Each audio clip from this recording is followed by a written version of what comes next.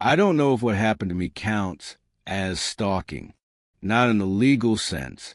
Anyway, there was no standing outside my apartment at 3 in the morning, no threatening messages, no clear violation I could point to and say, this is where it crossed the line. But something happened. Something that made me leave a job I actually liked, that made me change my phone number and email address, that still makes me uncomfortable when I see someone who looks even remotely like him. I'm writing this down because I need to figure out if I'm being paranoid or if my instincts were right. And maybe because part of me want a record of it, just in case. The whole thing started about 2 years ago at a call center job in the Midwest. Not one of those massive operations with hundreds of cubicles. This was a regional insurance processing center, maybe 40 employees total, handling claims and policy updates for a small network of independent agencies. The work was mind-numbing but stable. Good benefits, predictable hours, decent enough pay that I could afford my own place. I'd been there about 8 months when they hired Marcus. He started on a Tuesday morning in early September. Our supervisor, Janet, brought him around during the first break to introduce him to everyone. He seemed completely normal. Mid-30s, maybe a year or two older than me. Average height, brown hair thinning slightly at the crown, black frame glasses, khakis and a button-down that looked like it came from a clearance rack. The kind of person you'd pass on the street and forget immediately. When they got to my desk, Marcus smiled and extended his hand. His handshake was firm, but not aggressive. Marcus Reeves. Good to meet you. I told him my name and welcomed him to the team. Standard new hire small talk. Where he was sitting, how long the training period was, whether the break room coffee was drinkable. I went back to my screen and didn't think about it again. For the first few weeks, Marcus kept himself. He sat 2 rows behind me and over to the left, close enough that I'd occasionally see him at the printer, but not close enough for regular interaction. He was quiet during meetings, took notes, asked the occasional clarifying question. Exactly what you'd expect from someone new. The call center had a particular rhythm. Morning rush from 9 to 11. Lunch low. Afternoon spike around 3. I'd take my lunch at 12:30, eat in my car while listening to podcasts, then walk around the parking lot for 10 minutes.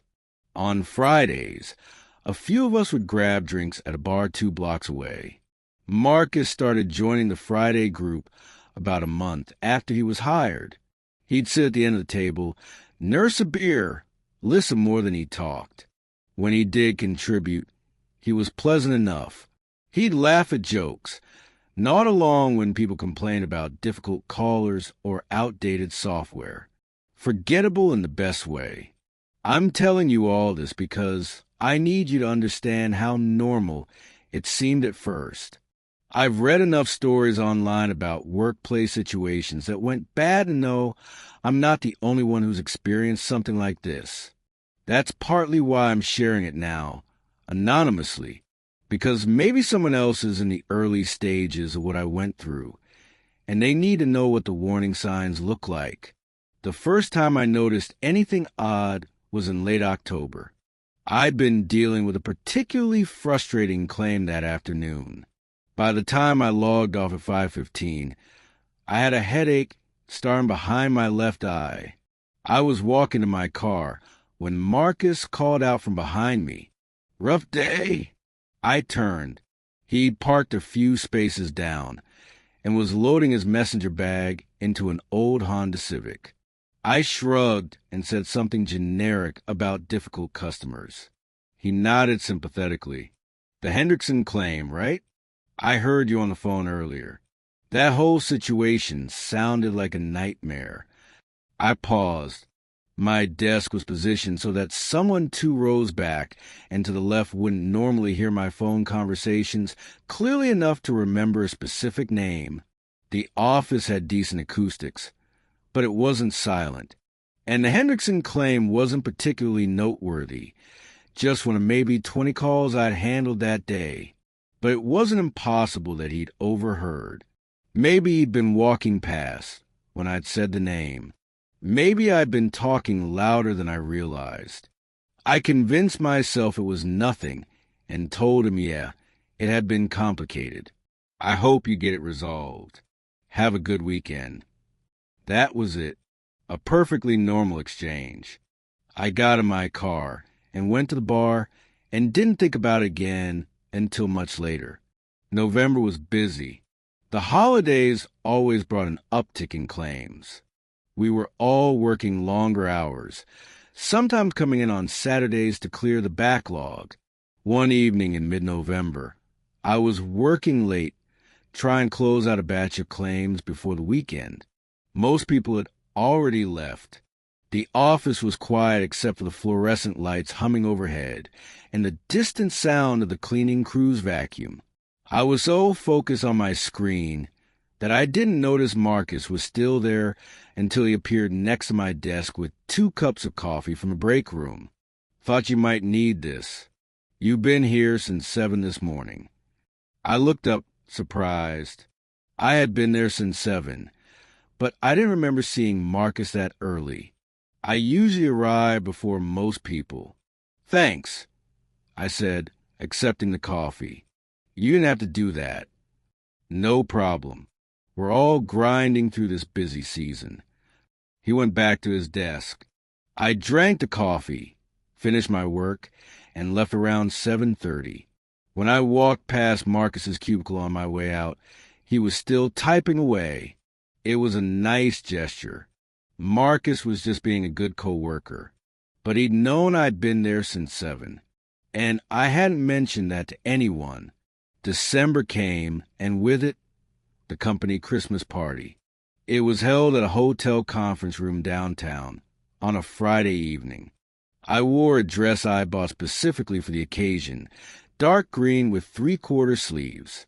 I got my hair cut earlier that week, a few inches off with some layers added. Marcus was there, standing near the bar when I arrived. He was wearing a dark suit that actually fit him properly. When he saw me, he smiled and made his way over. That's a great color on you. And the haircut looks good. Really frames your face. I thanked him, trying to remember if we crossed paths in the office since I'd gotten it cut. I didn't think so. I had it done on Saturday, and we'd been so busy with year-end processing that I barely left my desk all week. Maybe he'd seen me in passing, and I'd forgotten. Throughout the evening, Marcus stayed nearby. Not obviously so. He'd be at the buffet table when I went to get food, or standing with a different group when I migrated to a new conversation. Every time I turned around, he seemed to be within eyesight. At one point, someone from accounting started talking about their recent vacation to Colorado. I mentioned that I'd been to Denver a few years ago for a friend's wedding, how much I'd enjoyed the city despite the altitude giving me headaches. You stayed at that hotel in Lodo, right? Marcus said from somewhere behind me. The one with the rooftop bar? I turned. He was standing with Janet and 2 other people from processing. I had stayed at a hotel in the Lodo neighborhood, and it had a rooftop bar that I'd gone to one evening. How did you know that? I asked. Marcus looked momentarily caught off guard, then recovered with a small laugh. I think you mentioned it at some point.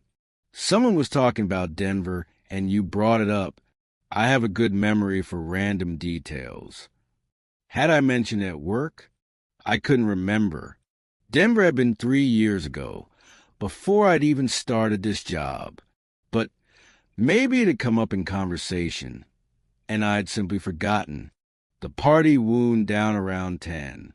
I said my goodbyes and headed to the parking garage. As I was unlocking my car, I heard footsteps echoing behind me. I turned to see Marcus walking toward his own vehicle, parked 2 rows over. Great party. Drive safe. I waved and got into my car, watching my rearview mirror as he climbed into his Honda and started the engine. We left the garage at roughly the same time, his car going left toward the highway while mine went right toward my apartment. The holidays came and went. When we came back in January, the winter routine settled in. Cold, gray days with the sun set by 5 p.m. I developed a habit of stopping at a coffee shop on my way to work, a local place about halfway between my apartment and the office. I'd been going there for months, always around 7:45. I had a usual order, skim latte with an extra shot, no sweetener. On a Wednesday in late January, I walked in and found Marcus sitting at one of the small tables near the window. He looked up from his phone and smiled. "Hey, I didn't know you came here." I must have looked surprised because he gestured to his cup and added, "I just discovered this place last week. It's so much better than the chain place near my apartment." I ordered my usual and took it to go. Marcus stayed at his table, and when I left, I saw through the window that he'd gone back to looking at his phone. Over the next 2 weeks, I saw Marcus at the coffee shop 4 more times. Each time, he was sitting at the same table, always alone, always on his phone. He'd say hello, make a brief comment about the weather or work, then let me go about my day. On the 5th time, I decided to test something. Instead of my usual 7:45 arrival, I showed up at 7:15. Marcus was already there. Same table, same position. Coffee already half finished like he'd been there for a while. He looked up when I walked in, and for just a fraction of a second, I saw something in his expression.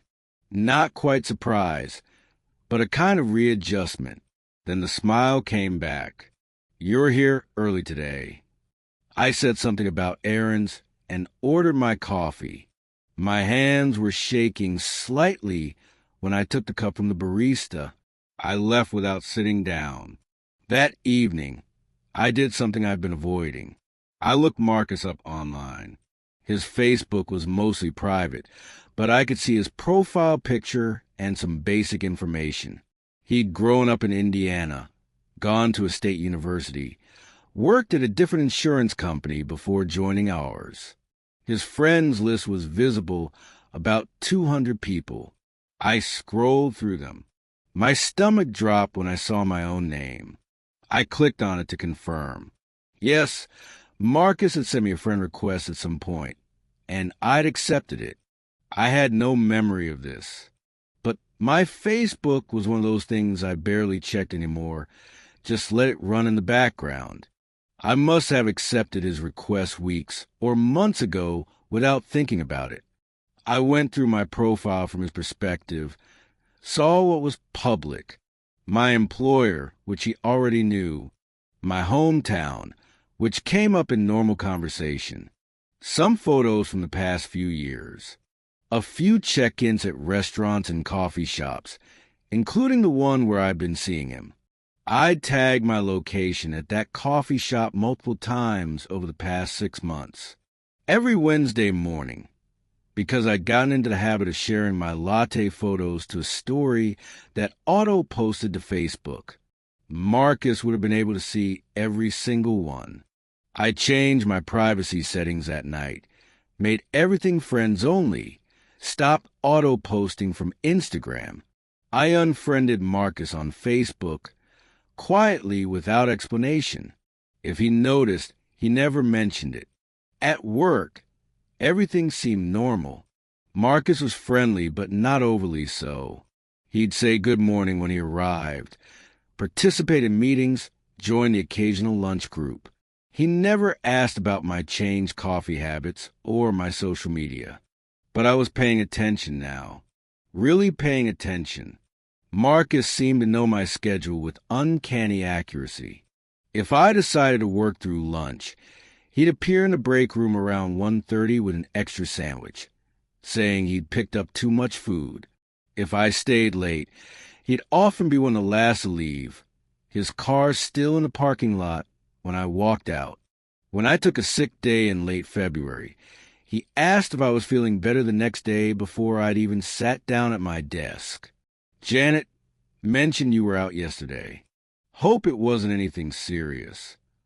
But I'd called in sick at 6:30 in the morning, leaving a message on Janet's voicemail before she'd even arrived.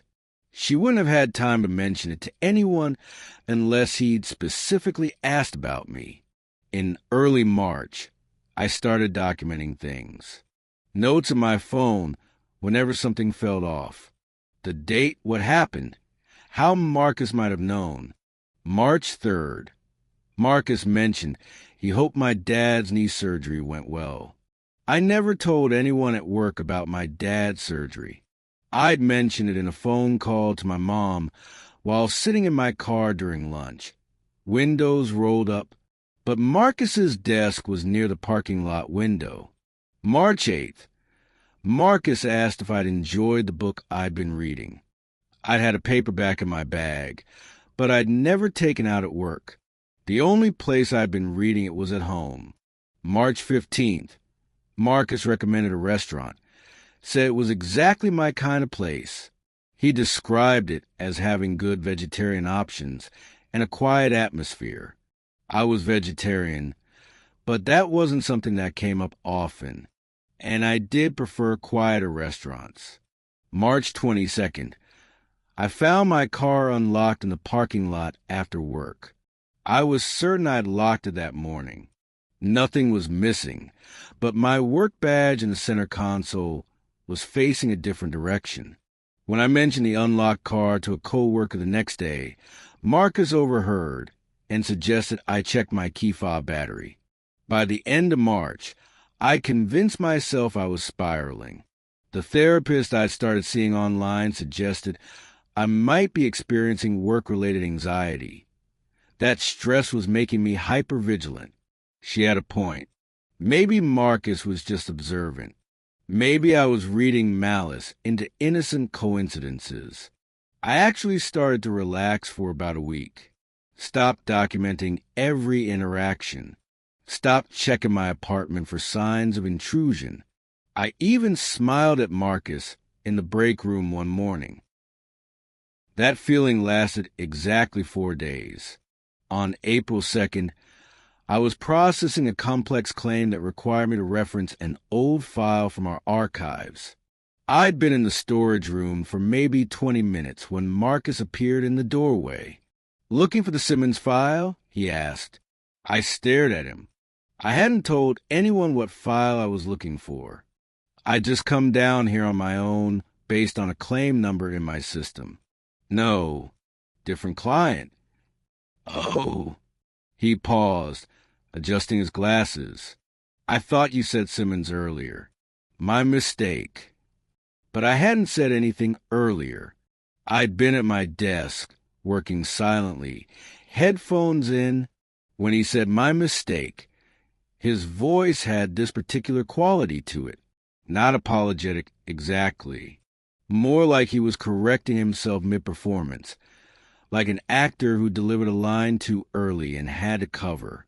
It was such a small thing, half a second of wrong timing, but it broke something in me, because in that moment, I understood that Marcus knew he'd slipped, and he didn't care. It was around this time that I started feeling watched at home. I lived in a ground-floor apartment in a complex with maybe 30 units. My bedroom window faced a parking lot. Covered with curtains I kept closed at night. My living room had a sliding glass door that looked out onto a courtyard. I'd never been particularly paranoid about security. But in late March, I started noticing things. Items in my apartment would be slightly out of place. A chair pushed in more than I remembered. A book on my coffee table turned so the spine faced a different direction. The blinds in my bedroom adjusted to a different angle. The kind of things you could easily dismiss as faulty memory. Had I moved that chair when I vacuumed? Maybe I'd bumped the book. The blinds could have shifted from the air conditioning. But combined with everything else, it felt like something more. I started being more careful. Double-checked my locks every night. Adjusted items in specific ways and took photos. Checking the next day to see if anything had changed. Look for signs of forced entry. Scratches on the door frame. Windows that didn't sit quite right. Nothing obvious ever appeared. No evidence I could point to. Just a persistent, growing feeling that my space wasn't entirely my own. One Friday in early April, I stayed late at work finishing a complicated claim. It was past 7 when I finally logged off. I walked to my car when I noticed something tucked under my windshield wiper. It was a small flyer for a local gym. But this gym was the one I'd been going for the past year, 2 miles from my apartment, every Tuesday and Thursday evening. My membership wasn't public information. I'd never mentioned it at work. I didn't post about it online, unless someone knew I went there. Unless someone wanted me to know they knew. I looked around the parking lot. Most of the cars belonged to the late shift workers. And there, 3 rows over, was Marcus's Honda Civic. The lights were off, but I could see a silhouette in the driver's seat, sitting there, waiting. This was the moment I stopped making excuses, when the weight of all those small incidents became impossible to rationalize away. Marcus wasn't just being friendly. He was actively gathering information about me, tracking my routines, possibly accessing my space, definitely watching, and I had no idea how to prove it. I got in my car and locked the doors immediately, started the engine. Marcus's car remained dark and still. I pulled out of my parking space and drove toward the exit. His headlights came on as I reached the street. He followed me, not obviously, not aggressively. He maintained a reasonable distance, 2 or 3 car lengths back. When I turned onto the main road heading toward my apartment, he turned the same direction. When I changed lanes, he changed lanes. When I took a sudden right turn down a side street, he followed about 30 seconds later. My heart was hammering. I kept driving, making random turns, trying to convince myself I was imagining the pattern. But he stayed with me, always a block or 2 behind. I didn't want to go home. Didn't want him to confirm where I lived, even though some part of me suspected he already knew. Instead, I drove to a busy shopping center and pulled into the lot of a large grocery store. I went inside, walking quickly toward the back. I found an employee break room area with a door that had a small window. Positioned myself where I could see the parking lot without being visible from outside. Marcus's Honda pulled into the lot 3 minutes later. He parked near the entrance and sat there, engine running, waiting. I watched him for 20 minutes, my phone in my hand, try to decide if this was enough to call the police. My coworker followed me to a grocery store. Didn't sound like an emergency. And what could they do? He was parked in a public lot. He hadn't threatened me. Eventually, a store employee asked if I needed help, and I made up something about waiting for a friend. When I looked back, Marcus's car was gone. I waited another 10 minutes, then went back to my car and drove home, taking a deliberately complicated route, checking my mirrors obsessively. I didn't see the Honda again that night. I sat in my car in my apartment parking lot for 15 minutes, watching the street. The courtyard was empty. Everything looked normal. But I couldn't shake the feeling that he is out there somewhere, watching. I called in sick the following Monday, then Tuesday. By Wednesday, I knew I couldn't keep avoiding work. I needed this job. I went back on Thursday. Janet pulled me aside to ask if everything was okay, and I told her I'd been dealing with a stomach bug. She accepted this without question. Marcus's desk was empty when I arrived. According to Janet, he'd taken a few vacation days. I got through the day without incident. He came back the following Monday. Everything seemed normal at first. He said good morning, settled into his routine, took calls. We didn't interact beyond the bare minimum. But at lunch, when I was heating up leftovers in the break room, he appeared in the doorway. "Can I talk to you for a minute?" I wanted to say no. Every instinct screamed at me to leave. But we were at work. There were people in the building. "Sure," I said, trying to keep my voice steady. Marcus closed the distance between us, standing closer than was comfortable, but not quite close enough to be obviously invasive. "I feel like maybe I did something to upset you. You've been kind of distant lately, and I just want to make sure everything was okay between us." The microwave beeped. I turned to get my food, using the moment to put some space between us. "Everything's fine. Just busy. It's just, we used to be friendlier, and now it feels like you're avoiding me. If I said something or crossed a line somehow, I want to know so I can fix it." These were the words of someone trying to be considerate. They should have sounded caring. But coming from Marcus, knowing what I knew, they felt like a trap. "You didn't do anything." I lied. "I'm just dealing with some personal stuff." "It's not about you." He studied my face for a long moment.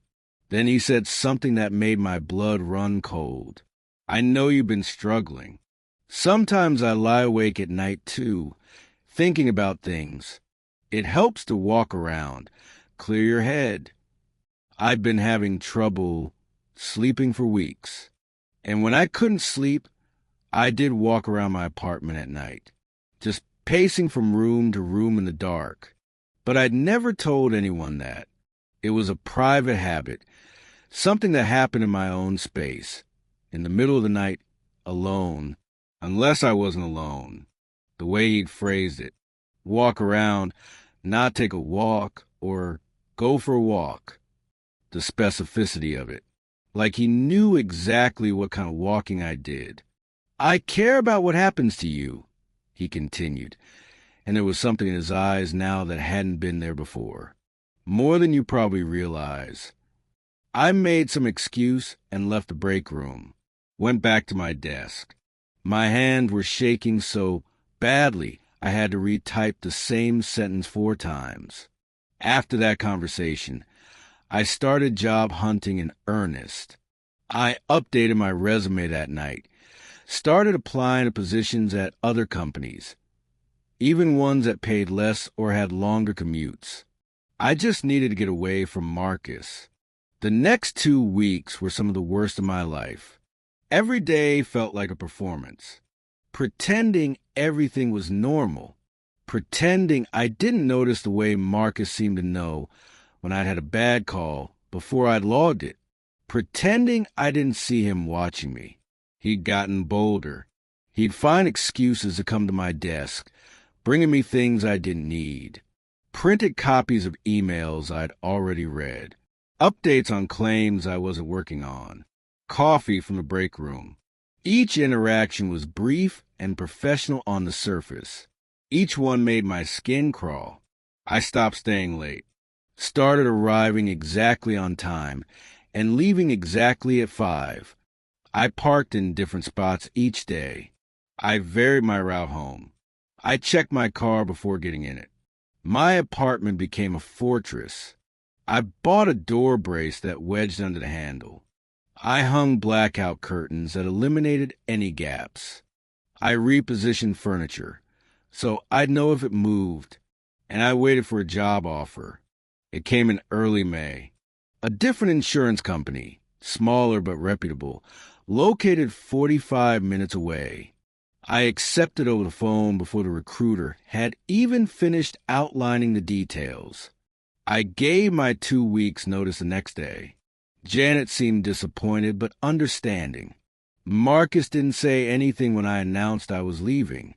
He was in the break room when I told Janet, close enough to hear, but he just continued making his coffee and didn't react. These stories get darker, but they're real. Every detail, every moment of dread. If you want to hear more cases like this, hit subscribe and let me know in the comments if you've ever had someone in your life who knew too much. 2 days before my last day, I found a note tucked into my desk drawer. It was handwritten on plain white paper, no envelope. The handwriting was neat, precise. I'm going to miss having you around. It won't be the same here without you. I hope you know how special you are. Take care of yourself.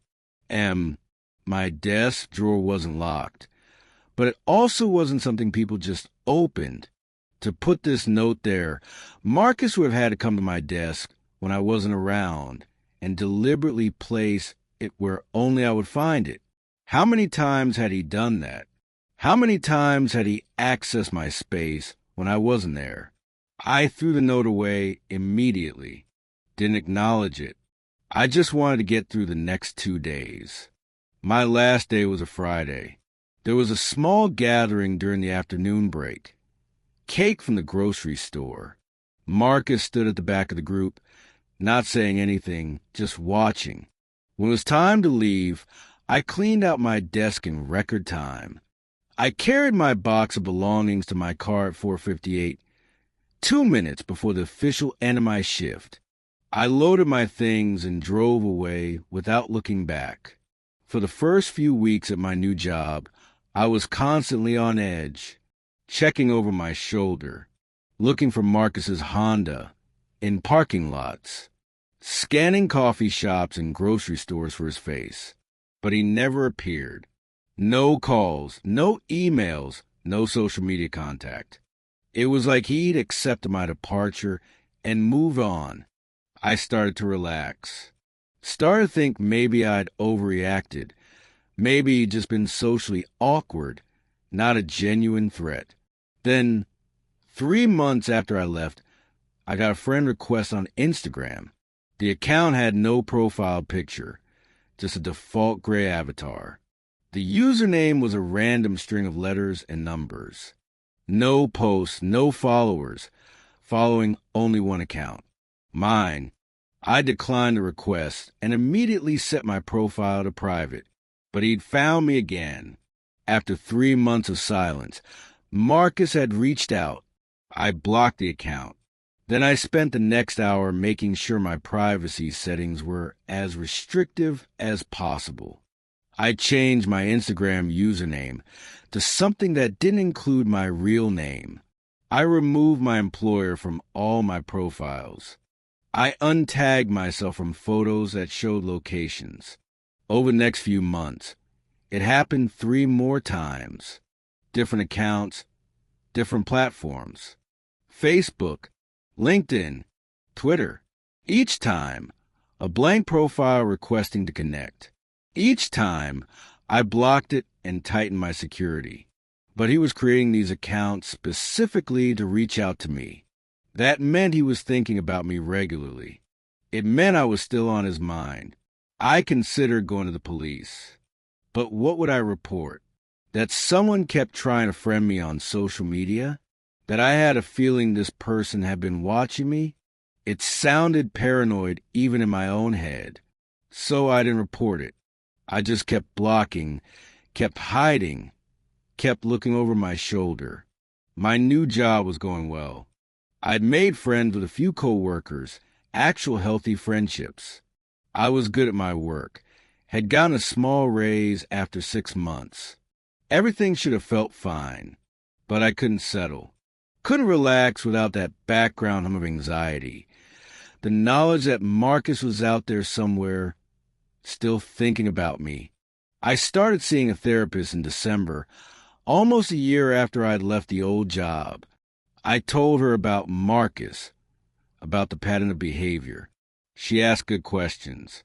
Had he ever threatened me directly? No. Had he ever shown up at my new workplace? Not that I knew of. Had there been any contact beyond the friend requests? No. It sounds like you experienced something real and unsettling, she said carefully. But it also sounds like he's respected your boundary of leaving. The friend requests are concerning, but they're also something you can control by blocking and maintaining your privacy settings. She was right, intellectually, but it didn't address the core issue. Marcus had demonstrated an ability to gather information I hadn't shared, to predict my behavior, to access my space. Just because he wasn't doing those things now didn't mean he couldn't do them again. The hardest part, I told her, is that I'll never know how much he actually knew, how much of my life he'd managed to piece together, whether he really did have access to my apartment or if I was just paranoid, whether I got out before something worse happened or whether nothing would have happened at all. She nodded. That uncertainty is part of what makes it so difficult to move past. But it did have an ending, sort of. I haven't received a friend request from an unknown account in over 6 months now. My social media is locked down tight. I've moved to a different apartment, one on the 3rd floor with a more secure entrance. I vary my routines obsessively. Most days, I don't think about Marcus at all. I go to work, come home, see my friends, live my life. The hypervigilance has faded to something more manageable. But sometimes I'll be at a coffee shop and see someone who looks like him, and my heart will start racing. Or I'll notice my car door is unlocked when I'm certain I locked it, and I'll spend 20 minutes checking the interior. Or I'll find an item in my apartment positioned differently, and I'll lie awake wondering if I'm losing my grip on reality or if someone really was in my space. The worst part is the things I've stopped doing because of him. I don't go to that coffee shop anymore. I don't post on social media about places I'm going. I don't make friends easily at work because I'm scared of letting someone get too close. I become smaller, more careful, more hidden, and Marcus did that without ever raising his voice, without ever making an explicit threat, without ever doing anything I could definitively point to as illegal. He just paid attention, gathered information, made sure I knew he was watching. That's what keeps me up some nights. Not the fear that he'll find me again, though that's there too, but the fear that he already has. That he knows where I work now, where I live now, what my new routines are. That he's just waiting, content with the knowledge that I'm still accessible whenever he decides to reach out. I tell myself I'm being paranoid, that if he wanted to contact me, he would have by now, that the 6 months of silence means he's moved on. But I don't really believe it. Some people don't need a reason to fixate. They don't need reciprocation or encouragement. They just choose someone and build an entire narrative around that person. They convince themselves that their attention is welcome, that their information gathering is normal, that their behavior is justified. And when that person is patient enough, subtle enough, smart enough to never quite cross the line into obvious criminality, there's no real recourse. No restraining order for someone who hasn't technically done anything. No way to prove that the pattern wasn't coincidental. No way to make other people understand why you're afraid. So you just live with it. The knowledge that someone out there knows things about you they shouldn't. The uncertainty of whether you're safe or just haven't noticed the danger yet. Last month, something happened that brought it all back. I was at a work conference in the city 3 hours from where I live. On the second day, during a lunch break, I was standing in line at one of the food trucks outside the convention center when I felt it. That prickle on the back of my neck. I turned around slowly, scanning the crowd. Hundreds of people in business casual, name tags clipped to their lapels. No one was looking at me. No one stood out, but the feeling persisted. I got my food and found a table far from the main crowds, positioned so I could see the entrances. Ate quickly, watching everyone who walked past. I didn't see him, but I couldn't shake the certainty that Marcus had been there. When I got back to my hotel room that night, I checked the conference attendee list online, scrolled through hundreds of names. He wasn't registered. But conferences like that were easy to walk into if you knew how to blend in. The next morning at the breakfast buffet, a woman from another insurance company approached me while I was getting coffee. "Are you with the Hartford Regional Group? I thought I saw you with someone from their team yesterday." I told her no, explained which company I worked for. She looked confused, then apologized and said she must have mixed me up with someone else. But the question stayed with me, because I hadn't been with anyone from Hartford. I'd been alone most of the conference, unless she'd seen me near someone who was just standing close by coincidence, unless that someone had wanted to be seen near me. I spent the rest of the conference on edge, cutting sessions short, staying in my hotel room during breaks, caught an earlier flight home. I didn't see anything else suspicious, but the damage was done. The sense of safety I'd been slowly rebuilding had cracked. Maybe it was my imagination. Maybe the stress of the conference triggered some kind of paranoid episode. But maybe Marcus really was there. Maybe he'd found out about the conference, knew I'd be attending, decided to check in. The not knowing is worse than the knowing would be. At least if I'd seen him, I'd have something concrete, evidence that I wasn't crazy, that my fear was justified. Instead, I just have this feeling, this persistent sense that I'm not as alone as I want to be, that somewhere Marcus is still out there, still keeping track.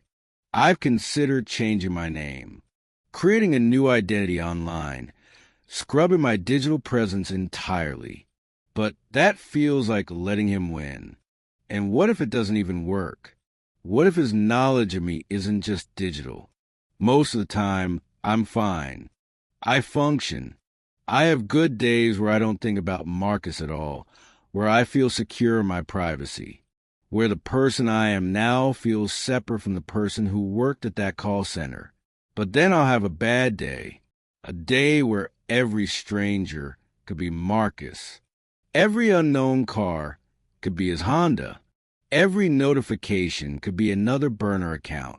And on those days, I wonder if I'll ever really be free of this, or if Marcus has become a permanent fixture in my life, a shadow I can't quite see but can never fully escape. I'm writing this down because I need someone to know. Because if something happens, if Marcus does escalate, I want there to be a record. The coffee shop, the too specific knowledge, the note in my desk drawer, the friend requests, the feeling at the conference. But I'm also writing this as a warning. To anyone who has that coworker or classmate or acquaintance who seems to know just a little too much, who shows up just a little too often, who makes you feel seen in a way that isn't comforting but deeply, fundamentally wrong. Trust that feeling. Don't wait until you have proof. Don't tell yourself you're overreacting, because by the time you have evidence, it might be too late. Document everything. Change your patterns. Lock down your privacy. Tell people you trust what's happening, even if it sounds small when you say it out loud. Create distance however you can. And know that you're not crazy, that the absence of obvious danger doesn't mean you're safe, that someone can violate your boundaries without ever raising their voice or making a threat. I got out. I changed jobs, moved apartments, rebuilt my life in a space that Marcus doesn't have access to. And most days, that's enough. But some days, I look over my shoulder and wonder if he's there, if he's been there all along, just out of sight, waiting for the right moment to remind me that he never really left. And on those days, I understand that what Marcus took from me wasn't just my peace of mind. It was the ability to ever feel truly unknown again. To move through the world without wondering who's watching, who's gathering information, who's building a profile of my life without my consent. That's the real horror of what he did. Not any single incident, but the cumulative weight of all of them. The way he turned my own life into something that felt monitored and cataloged. The way he made me doubt my own perception. The way he created a presence in my life that persists even in his absence. I don't know where Marcus is now. I don't know if he thinks about me the way I still, occasionally, unwillingly think about him. I don't know if he's moved on to someone else. If he even understands that what he did was wrong. All I know is that somewhere out there, someone has more information about me than I ever chose to share. And that knowledge, the vulnerability it creates, is something I'll carry with me for the rest of my life. So if you've made it this far, if you've listened to this whole story and recognized parts of your own experience in it, please take this seriously. Please protect yourself in ways I didn't know to protect myself. Please trust your instincts before you have irrefutable proof, because the scariest monsters aren't the ones in horror movies.